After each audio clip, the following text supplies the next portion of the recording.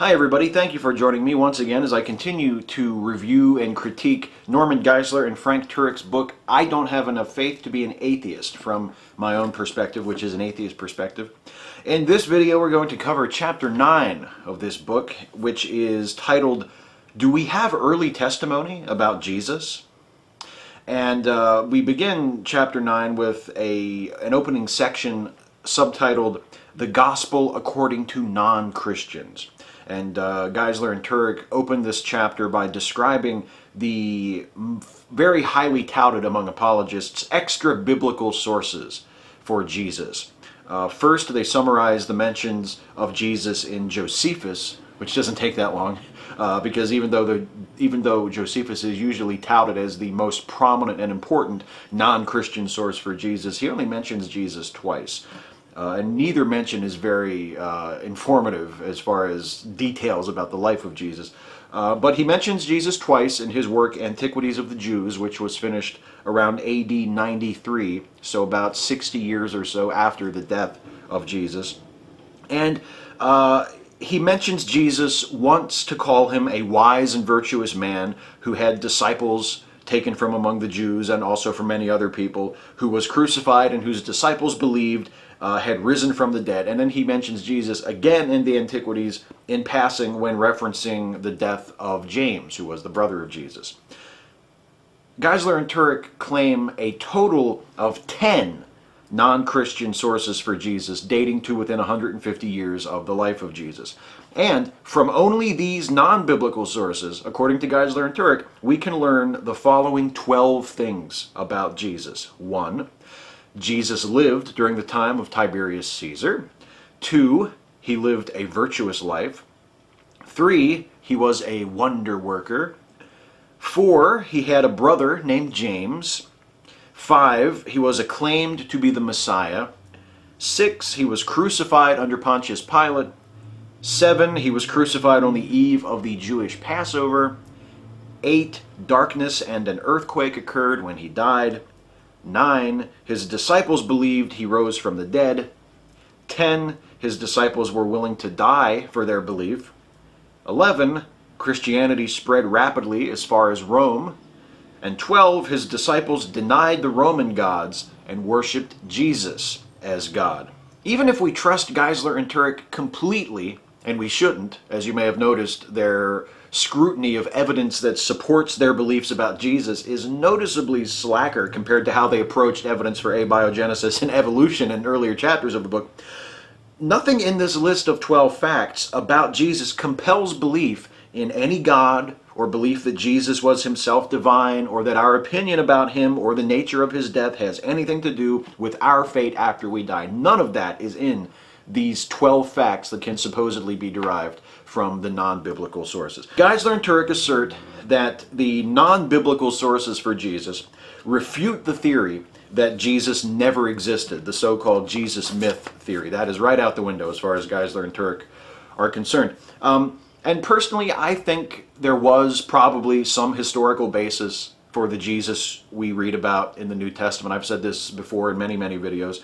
But I do have to point out, since I doubt Geisler and Turek will, that the non-biblical sources mostly only report what people believed about Jesus. And proponents of the Jesus myth theory don't have to exclude those sources from the record in order to make their case. You can accept the references to Jesus in these non-biblical sources and still make the case that there was no actual Jesus. All those extra biblical sources talk about are what people believed or what people were saying about Jesus at the time.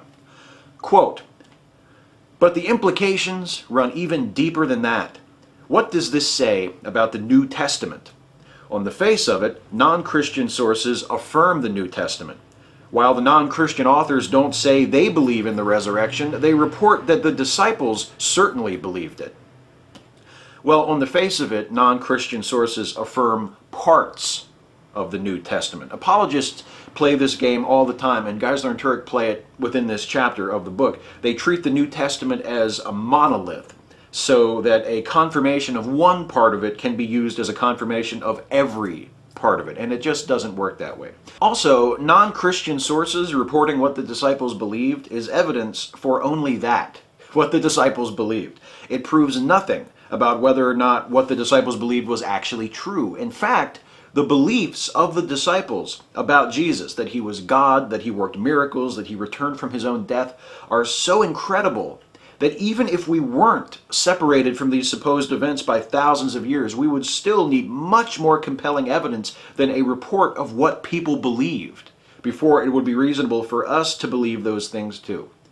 There are many, many sources from outside, for instance, the alien abductee community, that people in that community believe that they have been taken aboard alien spacecraft. There are lots of extra canonical sources, in other words, for the alien abductee stories.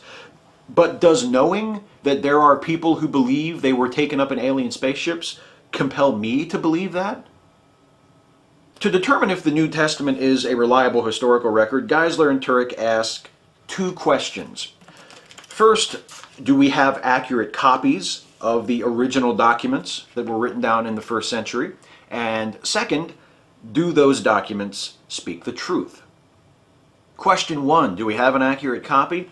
Smart-ass atheists and skeptics like me are always comparing the way the New Testament documents were copied from one generation to another to the telephone game. But Geisler and Turek deny that the provenance of the New Testament is comparable to the telephone game, since it is not a single message told to one person who then told it to another, etc., as in the telephone game.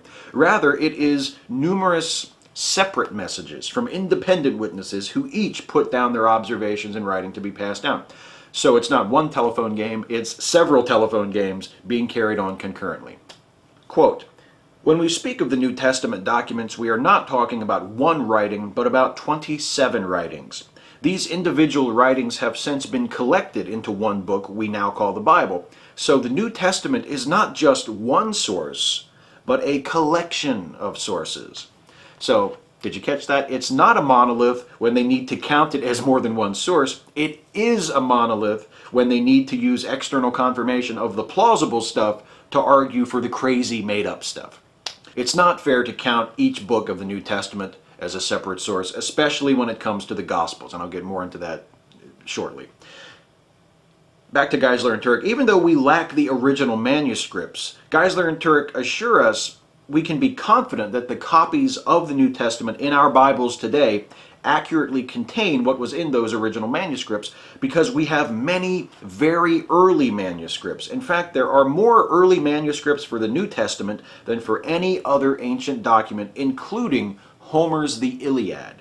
Quote, most other ancient works survive on fewer than a dozen manuscripts, yet few historians question the historicity of the events those works describe. It's interesting that they did actually specifically mention Homer's The Iliad in their text. I didn't just add that myself. And it's interesting that they would mention that specifically as their only real example of a comparable historical document to the New Testament, because there is plenty of disagreement regarding the historicity of Homer. And even those who take the Iliad, for example, to be essentially historical, don't believe in the existence of Zeus or Apollo or Athena or any of the other gods who feature very prominently in the Iliad and in the Odyssey.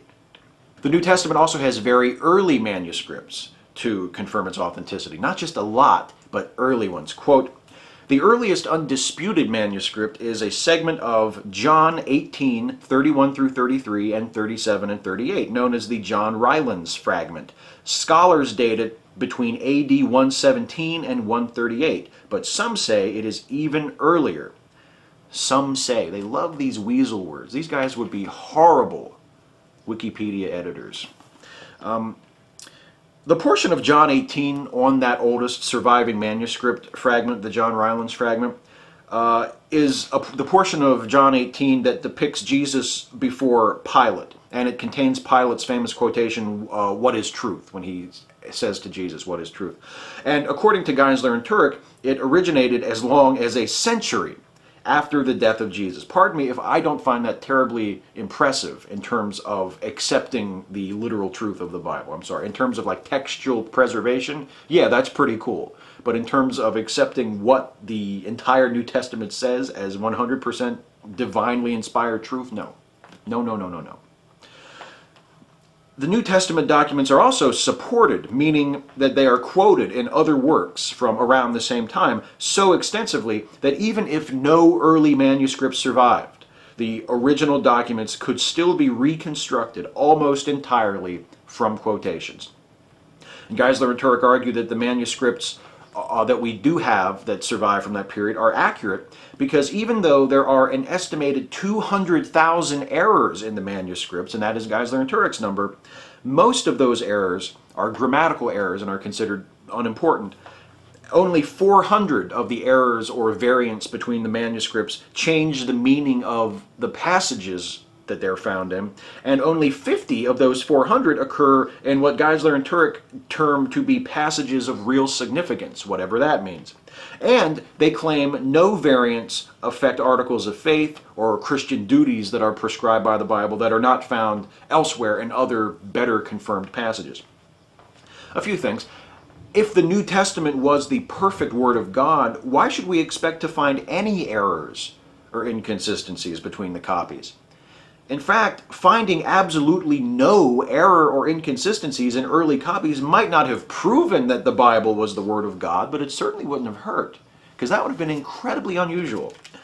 I also quarrel with the claim, mentioned very briefly here by Geisler and Turek, that the inconsistencies or the errors found in the manuscripts don't impact articles of faith. And this is actually discussed at greater length in The Case for Christ, and I discuss it at greater length in my series on The Case for Christ. And if you haven't watched that, it's in episode 4 of that series, which is the video on chapter 3. Just look for chapter 3 of my series in Atheist Reads The Case for Christ, because I talk about the Codex Vaticanus, which is one of the oldest surviving nearly complete manuscripts. And it lacks a passage in Luke that describes the agony of Gethsemane. And it's the only place in the New Testament where the agony of Gethsemane is mentioned. And it is missing from one of the oldest surviving manuscripts. And the agony of Gethsemane passage does have significant implications regarding the nature of Christ, which I would say is an article of faith. I would call it a doctrinal issue, as it was referred to in The Case for Christ. Because the argument at the time was whether or not Christ had a fully human nature or a fully divine nature. This was a significant point of contention in the early church, and eventually it was settled that Christ had a dual nature, that he was simultaneously fully human and fully divine. And that passage in Luke, the agony of Gethsemane, was very important in settling that issue. And in fact, it was probably inserted in Luke later by early Christians seeking to settle the issue. As I said, I discussed this in more detail in that video in my Case for Christ series, chapter 3 of The Case for Christ. But that is certainly one example of an error that has a significant impact on a doctrinal issue or an article of Christian faith. So I dispute that claim very strongly. Question 2, is the New Testament historically reliable? Here's what Geisler and Turek have to say about how to go about answering that question. Quote, "In order to discover this, we need to ascertain what kind of records comprise the New Testament. Are they documents written soon after the events by eyewitnesses or by those who interviewed eyewitnesses? Or are they documents written much later by biased followers who simply embellished details about the life of a real historical figure? Or is the actual answer far messier and more complicated than either of those two possibilities?" Well, not according to Geisler and Turek. It's actually one of those two. Geisler and Turek list 7 historical tests, which I think they have made up, to which they will subject the New Testament over the course of this and also the following 3 chapters of this book. So the fun doesn't stop here, folks. Anyway, the 7 tests. Number 1, do we have early testimony? Number 2, do we have eyewitness testimony? Number 3, do we have testimony from multiple independent eyewitness sources? Number 4, are the eyewitnesses trustworthy? Number 5, do we have corroborating evidence from archaeology or other writers? Number 6, do we have any enemy attestation? And number 7, does the testimony contain events or details that are embarrassing to the authors? Now, for the rest of this chapter, we'll only be dealing with the first of those 7, but those are the 7 tests to which they claim they are going to put the New Testament to prove its historical authenticity. And before focusing on that first test, determining whether or not there is early testimony, Geisler and Turek discuss 4 common objections to the reliability of the New Testament. The first of these objections is that history cannot be known, and of this they say, quote, "If we cannot know history, then skeptics cannot claim that Christianity is untrue. To say that Christianity is untrue, the skeptic must know history. Why? Because every negation implies an affirmation. To say that Jesus didn't rise from the dead, the negation, the skeptic must know what actually did happen to him, the affirmation." Well, the study of history isn't about absolutes. It's about assembling a picture of what happened as best we can, as accurately as we are able, from the pieces that we have available to us. The assertion that history can't be known is true if by know you mean to have absolute certainty about. We can't know history to that degree of certainty. But then again, as we've discussed previously in other videos in this series, we can't know anything to that degree of absolute certainty. There's always the possibility when studying history that past events, even those we have the best, most complete understanding of, could actually have happened differently than we think. And that possibility is greater the more removed the event in question is from the present and the less evidence we have pertaining to that event. But history can be known to varying degrees of certainty, and the certainty with which we can know about a given historical event varies depending on the evidence that we have available. That's why the statement in that quote, "To say that Jesus didn't rise from the dead, the skeptic must know what actually did happen to him," is so blatantly absurd. To say that Jesus didn't rise from the dead, all I need is a reason to doubt that Jesus rose from the dead. I don't need to know what actually happened to him to know that this didn't happen to him. If you borrow my car and you promise to bring it back here by 10 o'clock tonight, and 10 o'clock comes around and you show up in another car, and I ask you where my car is, and you say, "On Mars," I don't have to know where my car actually is to be able to conclude provisionally, but with a high degree of confidence, that my car is not on Mars. Next objection, the New Testament documents contain miracles. Geisler and Turek remind us that they have already proven that God exists. Thanks for that reminder, fellas, because I had completely forgotten that you've proven that. Therefore, since God exists, miracles are possible. That is literally all the time they spend dealing with the problem of miracles in the New Testament as applied to its reliability. This is the problem with trying to put stuff on a shelf that you didn't actually hang. Also, if the only thing necessary for the plausibility of miracle claims is the existence of God, does that mean that Geisler and Turek aren't skeptical about miracle claims from outside Christianity? Are the supernatural claims made by Muslims about Muhammad credible to them? I mean, after all, why couldn't the night flight have taken place, right? God exists. Next objection, the New Testament writers were biased. Geisler and Turek dispute the proposition that the New Testament is unreliable because it was written by the converted on the basis that they must have converted for a good reason. Quote, "The New Testament writers certainly had no reason to make up a new religion. We must remember that all of them, with the possible exception of Luke, were Jews who firmly believed they already had the one true religion." Well, the same could be said for the early followers of Joseph Smith. And yet I notice Geisler and Turek aren't Mormons. And something tells me if they wanted biographical information about Joseph Smith, they would look beyond the writing of people who believed him to be a prophet of God. Also, Geisler and Turek suggest when they talk about the early Christians making up a new religion, that is in fact what they did, when in actuality the Jews who followed Jesus didn't really think of it as giving up their Judaism. They felt that Jesus was the Messiah, that he was the fulfillment of their Judaism. They weren't renouncing their old beliefs at all. Next objection, converted people are not objective. Geisler and Turek dispute this. The writers of the New Testament may not have been neutral on the subject of Jesus, they say, but that doesn't mean that they were incapable of being objective or of reliably recording what had happened or what they knew.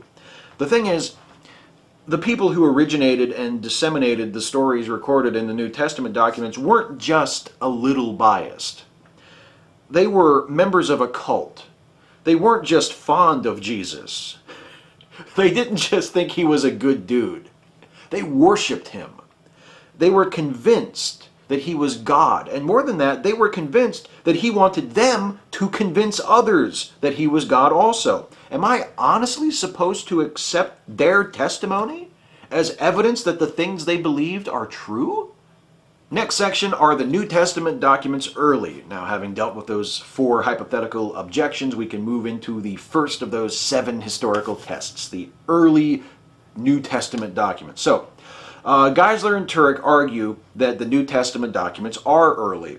They argue that every book of the New Testament was written by AD 100 because of quotations from those documents found in letters written by Clement, Ignatius, and Polycarp, who were early church fathers who were writing in the late 1st and early 2nd centuries.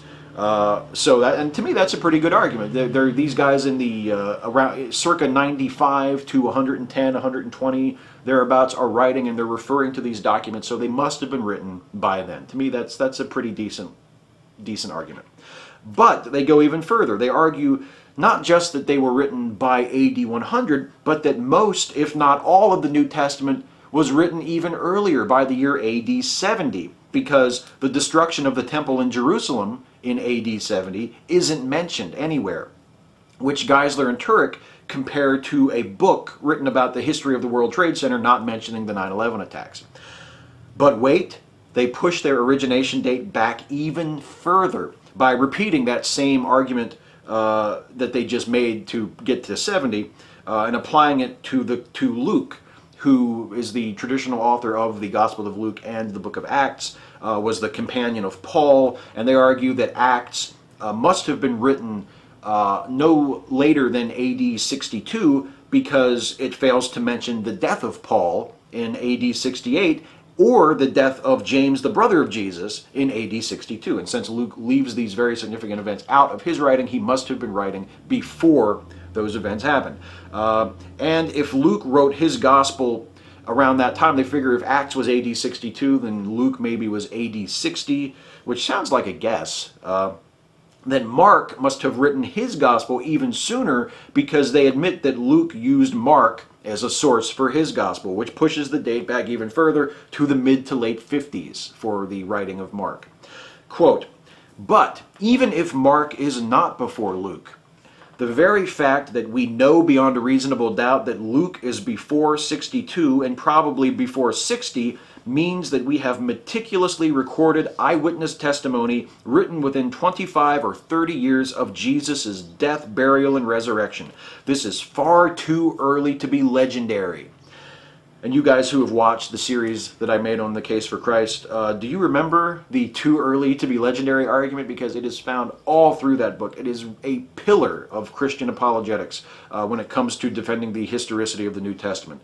You can barely read an apologetic in defense of the New Testament without coming across that too early to be legendary argument. It's the whole reason why they're spending so much time to establish that the Gospels and the rest of the New Testament were written so soon after the life of Jesus.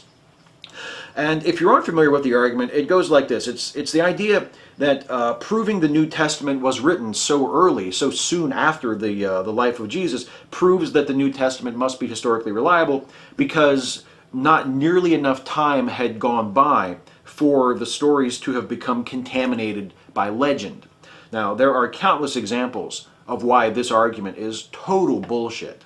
Obvious examples, not just related to the Bible, but in general history and in fact in our everyday life, in our contemporary experience.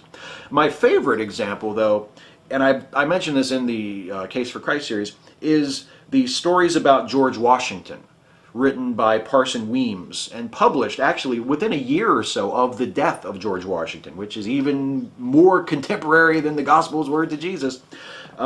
And it's from these stories by Parson Weems that we get some of the famous myths about George Washington, most notably that when he was young he chopped down his father's cherry tree, and then when his father confronted him about it, he confessed, saying, "I cannot tell a lie, I did it with my little hatchet." Historians know with a great degree of certainty that this episode never actually happened in the life of George Washington. And yet many people today still believe that it did, even though Parson Weems flat out made it up when the memory of Washington was still fresh in the minds of nearly every American. The too early to be legendary argument is utterly bogus, and it's bogus for another reason too, which I'll get to in a minute. But wait, again, there's yet another revision of the origination date, thanks to Paul's first letter to the Corinthians. In 1 Corinthians chapter 15, verses 3 through 8, Paul summarizes the basic Christian beliefs about the resurrection and the post-resurrection appearances of Jesus, quoting what Geisler and Turek, citing Gary Habermas, who is a Case for Christ alumnus, calls an early creed of the church that could date back to as early as 18 months following the crucifixion. So see how they have slid from AD 100 all the way back to a few months after the crucifixion. Quote, moreover, notice that Paul cites 14 eyewitnesses whose names are known, the 12 apostles, James and Paul himself, and then references an appearance to more than 500 others at one time. By naming so many people who could verify what Paul was saying, Paul was, in effect, challenging his Corinthian leaders to check him out. Geisler and Turek make a big deal about these 500 anonymous witnesses, and I call them anonymous because they are not named, as Geisler and Turek say. They are referred to as a general group. And Lee Strobel does the same thing in the Case for Christ. The 500 witnesses are a big deal. When Paul was writing, most of those 500 would have still been alive. Imagine 500 first-hand eyewitnesses to the resurrected Jesus, available to confirm the authenticity of what Paul and others were writing about Jesus. Apologists seem to imagine that these 500 witnesses were just sitting around minding their own business, waiting for Christians to come up and question them. But if 500 people had personally witnessed Jesus walking around preaching after his public execution and burial, wouldn't we find the fact of his resurrection much better attested in the non-biblical historical record? Remember, the non-Christian sources touted earlier in this chapter consist of people writing many decades after the fact, reporting what his followers believed about Jesus. There are no early sources from outside the church that mention Jesus having been seen by multitudes of people after his death. And yet, if there were 500 first-hand eyewitnesses to this, shouldn't we expect to see a lot more noise being made about that in historical documents from that time and from the Palestine area? Wouldn't the story of this man who had been widely seen returned from the death have been a much more prominent topic of discussion, especially when they're talking about Christianity and Jesus and these mentions in the non-Christian sources? Now, and note when I say this that I'm not saying that lack of a bigger footprint or any footprint, in fact, in the non-biblical sources, is proof that the resurrection didn't happen. I just find that lack of a footprint is reason enough not to accept that these reported 500 eyewitnesses are evidence that it did happen. So, about these dates. As I said before, the argument to get them to AD 100 actually sounds pretty good to me. It's a clever, credible argument. The argument that gets them to AD 70 sounds like an argument from incredulity. Geisler and Turek do their best to put over that destruction of Jerusalem and the destruction of the temple as something that to the people of the time would have been worse than Pearl Harbor or 9/11. It would have been an event that no Jew who survived it would ever omit from an account of the life of Jesus, especially since Jesus supposedly predicted the destruction of the temple. But there are many surviving documents from the early church that don't make a big deal about the destruction of Jerusalem. It doesn't seem to have been as important when discussing Jesus to the early Christians as Geisler and Turek seem to think it must have been in order to use it as a line to date when the Gospels were written. And Geisler and Turek use that same argument from incredulity to move from 70 back to AD 60, when they insist that Luke would surely have written about the death of Paul or the death of James if he had been writing after those events took place. And then there is the use of the creed in 1 Corinthians 15. This is another topic that I've covered before in the Case for Christ video. As I said, there's a lot of repetition when we get into the Bible stuff, the New Testament stuff, because there is really nothing new to be said here. Nothing new being said. This is my favorite, though, this 1 Corinthians 15 creed, because in order to use this as evidence to slide their origination date back even further, Geisler and Turek have to draw our attention to the fact, admitted in the letter by Paul himself, that Paul was merely passing on received information. Paul was not an eyewitness to Jesus in any way. In any way. He became converted after Jesus was dead. And this creed, this early church creed that we find in 1 Corinthians that is supposedly so important, is secondhand information, is passed on by Paul, who received it from others. So even this little bit of information, this verse, these few lines of 1 Corinthians that Geisler and Turek grab onto to drag the whole thing back to within a few months of the crucifixion, comes to us in the form of secondhand hearsay. Even this is just a report of what people believed about Jesus, just like everything in the non-Christian sources. Granting Geisler and Turek all of their arguments, giving them everything they're asking for here, only gets us early evidence of what followers of Jesus believed about him.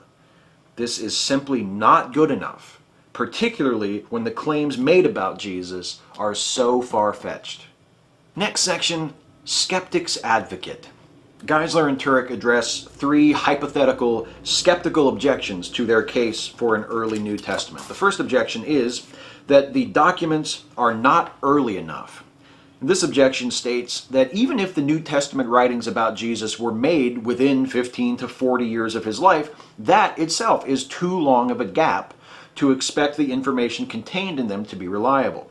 Geisler and Turek counter that it is relatively easy for most people to remember events that took place within their lifetimes, even if those events took place decades ago, and especially if those events were of some great significance to them. They, like Strobel in the Case for Christ, cite the Roman historian A.N. Sherwin White to establish that legend could not possibly have corrupted an account written within 2 generations of the actual events. Now, if you watch the last video, the conclusion video of my Case for Christ series, I address the apologist reliance on Sherwin White and how they misuse him to establish this non-existent principle for how long it takes legend to develop around a historical account. The short version is this: Sherwin White doesn't say that we shouldn't ever expect to find legendary corruption within 2 generations. He doesn't mean to establish any such principle when studying and critiquing history. And besides, we can see for ourselves through the George Washington stories, through Elvis sightings, through belief in conspiracy theories, and numerous other examples, that mistaken beliefs about historical figures and events can take hold very quickly and endure even if the people who hold these beliefs are surrounded on all sides by other people who know better. It just doesn't work the way Geisler and Turek are insisting that it works. The next objection is, why not earlier? Why didn't the New Testament writers put their testimony on paper even sooner than that 15 to 40 year period? Geisler and Turek have a good answer. Quote, "First, since the New Testament writers were living in a culture where the vast majority of people were illiterate, there was no initial need or utility in writing it down." Okay. Oral culture, most people illiterate, no need to write it down. And yet we still have these documents, these accounts of Jesus passed down to us today. So keep that in mind as we move on to the third and final objection. Why not more? Why isn't there much, much more about Jesus in the historical record than there is? Why only a few passing mentions in non-church sources? And most significantly, and I say most significantly because I just mentioned it myself a few minutes ago, why nothing from the 500 witnesses of the resurrected Jesus? Well, Geisler and Turek have an answer for this. Quote, "This is an unreasonable expectation for a number of reasons. First, as we have already pointed out, first century Palestine was an oral culture. Most people were illiterate and remembered and passed on information orally.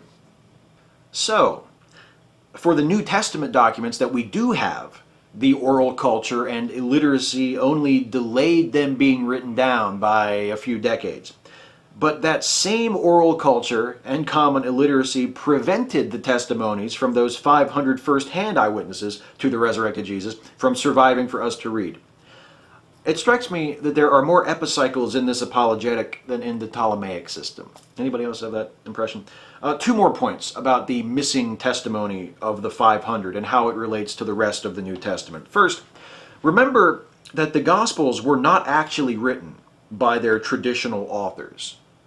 They began as oral traditions, and they were eventually written down. Now, if there were 500 first-hand eyewitnesses to the resurrected Jesus just walking around Jerusalem in the years and decades following the crucifixion, why do we have only 4 Gospels in the biblical canon? And why are these 4 Gospels largely plagiarized from each other rather than separate, truly independent sources? There were apparently plenty of sources available, at least for the post-death portion of Jesus' ministry. And second, it's not just the lack of recorded testimony from the 500 that compels skepticism. It's the total absence of the miraculous event they supposedly witnessed from the non-Christian historical record.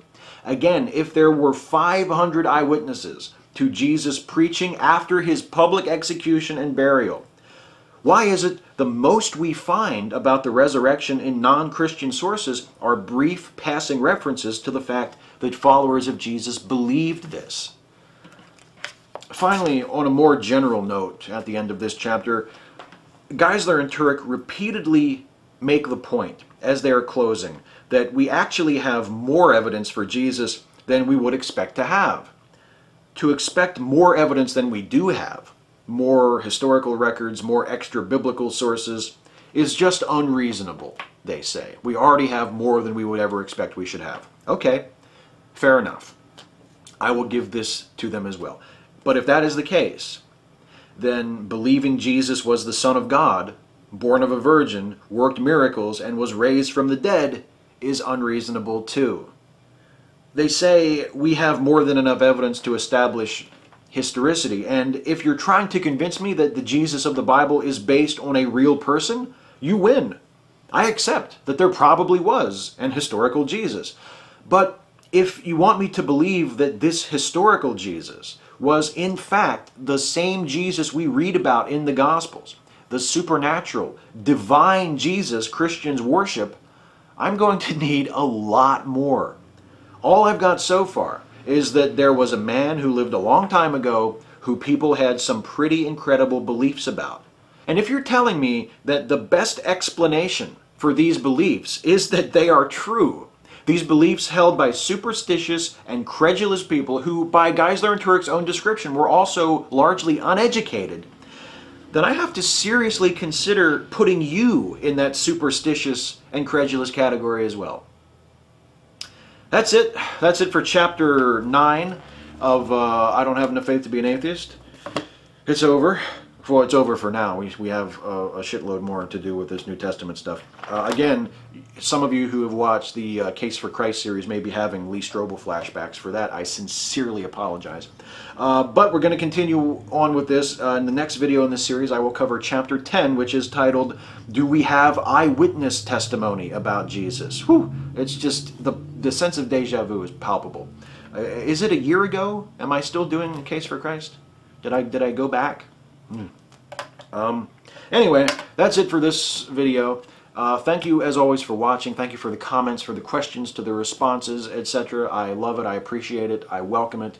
Anything you have to say, pro, con, correction, argument, confirmation, expansion, whatever, I invite you to comment and to talk about these videos and to share them and to do everything that you've been doing. I so appreciate your attention and your interest.